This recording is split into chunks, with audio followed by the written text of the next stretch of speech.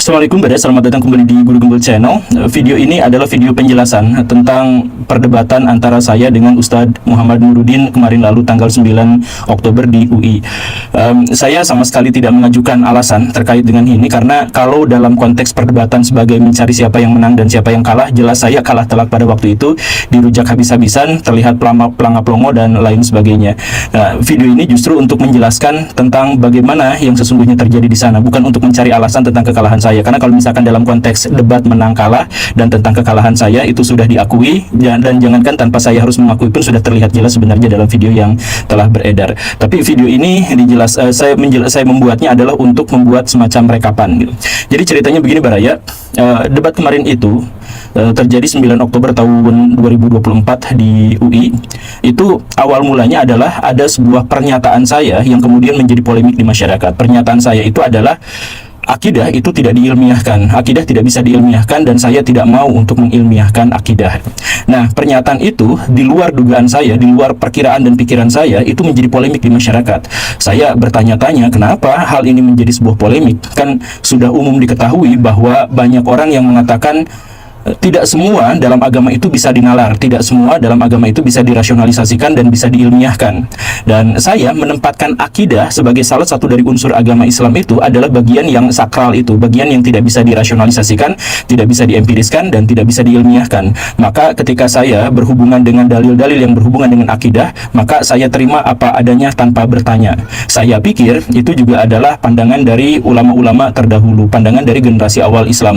Sama seperti Imam Malik ketika ditawari oleh diskusi hal yang terkait dengan sifat-sifat Allah, maka Imam Malik mengatakan jangan bertanya bagaimana. Atau ketika Imam Ahmad bin Hambal digebukin pada waktu itu untuk menjawab sebuah pertanyaan, yaitu apakah Al-Quran itu makhluk atau bukan, beliau hanya menjelaskan bahwa Al-Quran itu adalah kalam Allah dan tidak melanjutkan apapun karena ya sudah selesai dari situ. Nah, sikap inilah yang saya pikir juga harus saya pegang ketika ada pertanyaan, ada diskursus, ada dialektika terkait dengan akidah, terkait dengan zat Allah, sifat Allah, tentang takdir dan lain sebagainya. Maka saya akan menghentikan perdebatan itu dan saya akan berhenti di situ saja. Maksudnya saya tidak akan menalarnya, saya tidak akan mencoba untuk mendiskursuskannya dan lain sebagainya. Ada wahyu yang seperti itu, ya sudah saya terima apa adanya tanpa bertanya dan tanpa mengajukan alasan begini dan begitu. Interpretasi ya tentu saja ada, tetapi hanya saya simpan saja dalam benak sebagai bagian dari keimanan. Nah, saya pikir pernyataan itu adalah pernyataan yang lumrah dan sudah umum di masyarakat gitu, tetapi pernyataan itu tuh menjadi polemik. Makanya ketika banyak orang, banyak kalangan ulama gitu, kalangan akademisi yang justru malah mempertanyakan saya pertanyakan balik. Salah satunya itu adalah Ustadz Nuruddin. Beliau bikin di kanalnya penjelasan tentang kesalahan-kesalahan berpikir saya. Kemudian saya, Pak Ustadz, ayo kita diskusi yuk dalam hal ini gitu. Dan saya pikir diskusi pada waktu itu yang ingin saya buka itu adalah diskusi semacam ketika saya dengan Pak Fahri Hamzah, ketika saya dengan Pak Ade Armando, ketika saya dengan Ustadz Felix Yao, di mana ngobrol berdua dalam sebuah podcast gitu. Nah, cuman ternyata dibukalah perdebatan yang lebih terbuka gitu di sebuah universitas yang dihadiri oleh ratusan orang pada waktu itu. Ya oke lah, tidak apa-apa gitu, karena sejauh yang saya pikir adalah bahwa pendapat saya sudah final, sudah di situ gitu. Dan ini pula lah yang menyebabkan, saya mohon maaf ya, mungkin ada di antara orang-orang yang menganggap bahwa saya itu menghina dan meremehkan. Dan saya bahkan pada waktu itu juga mengatakan saya meremehkan, bukan meremehkan pada Ustadz Nuruddin, tapi saya meremehkan pada dialog dan diskusi ini. Maksudnya ngapain hal yang seperti ini didiskusikan? Ini kan sudah final bahwa saya tidak mau mendiskusikan sesuatu yang berhubungan dengan akidah, bahwa saya berhenti di situ saja. Bahkan saya sering dalam tanda kutip, mohon maaf ya, meremehkan orang-orang yang debat agama gitu. Ya karena apa? Ya karena kalau masalah akidah kemudian dibenturkan dengan akidah yang lain, ya nggak nyambung gitu, karena kriteria dan lain sebagainya ya sudah sangat berbeda dan itu sepenuhnya terkait dengan iman gitu. Kalaupun saya misalkan berbicara terkait dengan masalah agama, maka masalah agama yang dimaksud itu biasanya adalah kritik sosial, masalah-masalah yang antropologis, kemudian sesuatu yang berhubungan dengan sejarah, perilaku manusia, dan lain sebagainya. Masalah akidah saya menghindari perdebatan dan diskusi di situ. Begitu. Makanya banyak juga misalkan orang-orang yang nantang debat, misalkan yang orang Kristen, tapi masalahnya adalah akidah. Ya enggak. Kalau misalkan hal-hal yang selain itu ya bisa aja kita diskusikan. Tapi kalau misalkan masalah akidah, masalah zat Allah, masalah perilaku Allah, sifat-sifat Allah dan sebagainya, saya menghentikan di situ saja. Nah, karena saya sudah berpikiran seperti itu, ketika saya datang ke sana itu, ini kesalahan terbesar saya. Jadi sekali lagi saya tidak akan cari alasan gitu. Saya tidak bawa referensi, saya tidak bawa penegas, saya bahkan tidak bawa pengetahuan yang memadai terkait dengan hal itu. Saya datang ya sebagai orang yang sudah sejak awal menghidupkan doktrin dalam pikiran saya. Ya sudah, nggak usah diperdebatkan, titik sampai di situ saja gitu.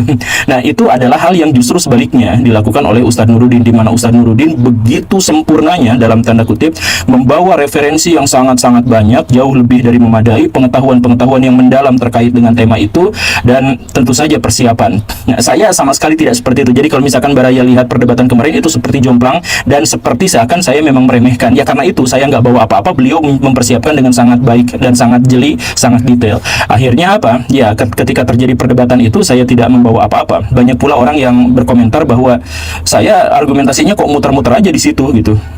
Dan ya memang muter-muter di situ karena saya gak punya argumentasi apapun terkait dengan apakah Allah begini dan begitu dan sebagainya. Itu saya hanya mencoba untuk menjelaskan secara metodologis kenapa saya tidak ke situ gitu.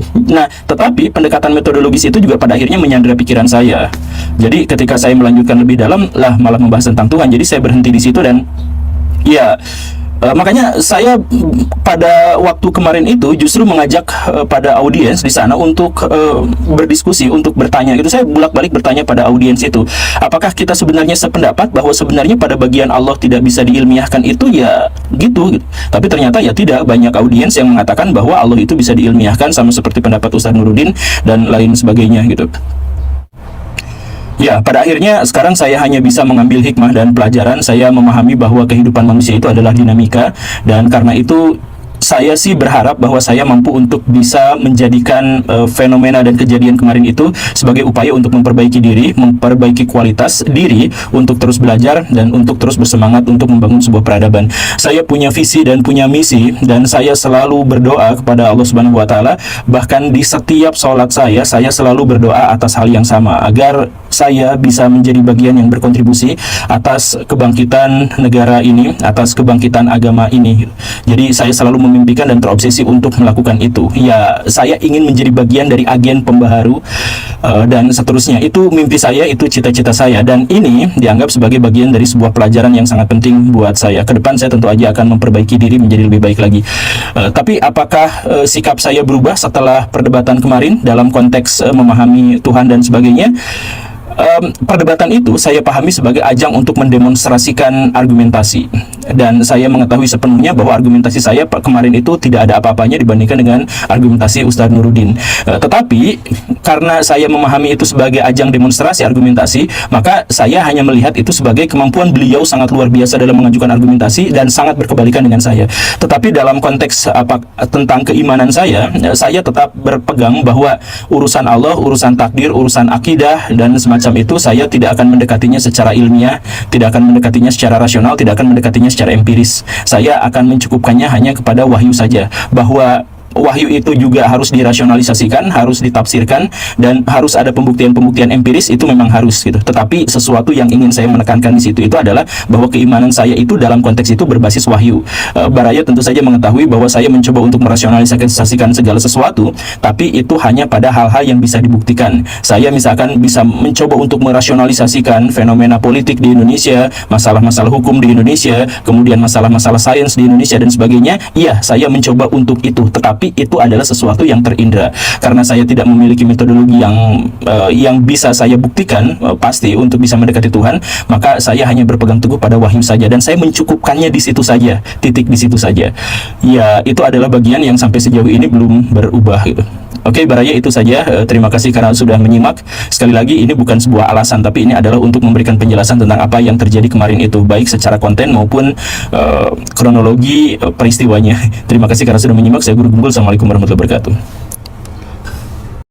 Alhamdulillahirrabbilalamin. Akhirnya kita sudah bersama-sama menyimak, menyaksikan dan juga mendengarkan sebuah tanggapan yang disampaikan langsung oleh Guru Gembul setelah beliau berdiskusi langsung dengan Ustadz Nuruddin, yang mana beliau menanggapi, mengomentari terhadap hasil yang sudah beliau diskusikan pada diskusi terbuka dengan Ustadz Nuruddin, dan beliau Guru Gembul dengan hati yang besar, dengan hati yang lapang dada, beliau mengakui beliau kalah atau mengakui dirinya kalah atas diskusi tersebut, karena beliau tidak ada persiapan sama sekali untuk berdiskusi, karena beliau nyangkanya undangan diskusi itu seperti halnya beliau diskusi dengan Felix Shaw dan sebagainya, atau diskusi dengan santai dan sebagainya, bukan diskusi di sebuah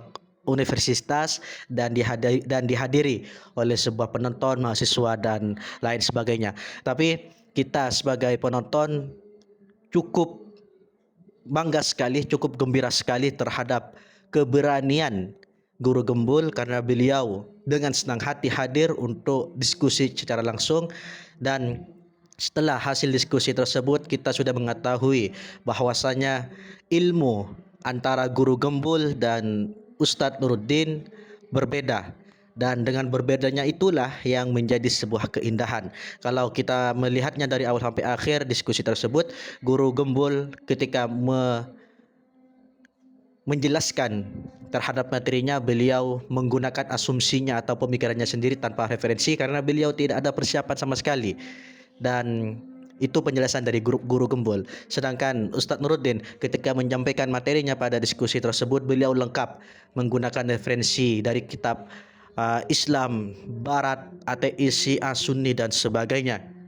Tetapi kita harus memberikan apresiasi kepada Guru Gembul khususnya, karena beliau pada video tersebut mengakui bahwa dirinya kalah, karena beliau mengakui bahwasanya ilmunya tidak nyampe, dan juga beliau mengakui bahwasanya ilmu dari Guru Gembul itu, atau ilmu dari Ustadz Nuruddin itu lebih tinggi daripada Guru Gembul terhadap tentang akidah, ilmu akidah, keimanan dan sebagainya.